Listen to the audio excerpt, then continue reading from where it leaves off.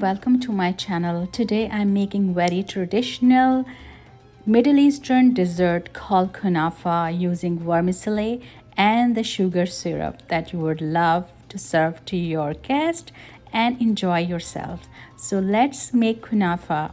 You need sugar syrup for kunafa. So I'm making here using half a cup of sugar and the 1 cup of water, and I'll cook until sugar dissolves and become a syrup.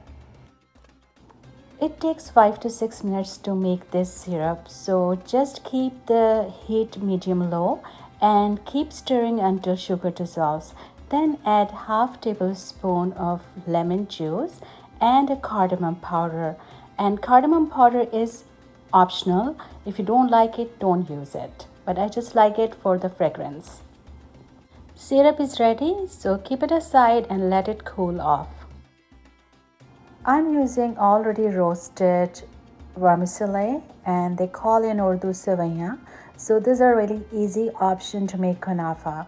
And I'm using whole packet of 150 gram and also 2 tablespoons of melted butter and 1 cup of ricotta cheese and 1 cup of mozzarella cheese. So I'm using this round shape that was easy for me to just spread on top of the kunafa.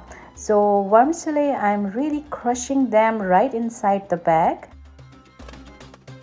And then I will be crushing using my hands to make sure that I get the desired size of this vermicelli to use in my kunafa. So I'm just using my hands until I get the really tiny pieces.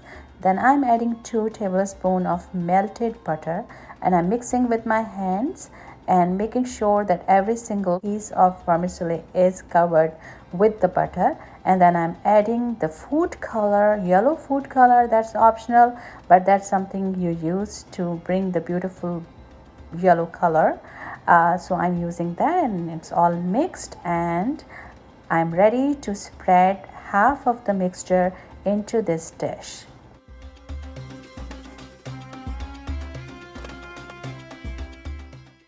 I didn't have any other gadgets, so I'm just using simply my coffee presser to make sure all the vermicelli are intact and stick to the bottom of the pan.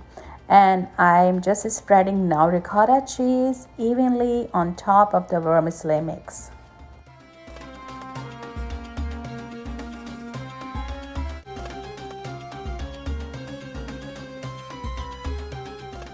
I'm adding another layer of mozzarella cheese that's known to be stretchy, so that gives a really good texture in kunafa. Here I'm adding final layer of rest of the vermicelli mixture, and I'm just covering both mozzarella and ricotta cheese layer with the vermicelli mixture. Make sure to cover cheese well with the vermicelli mixture.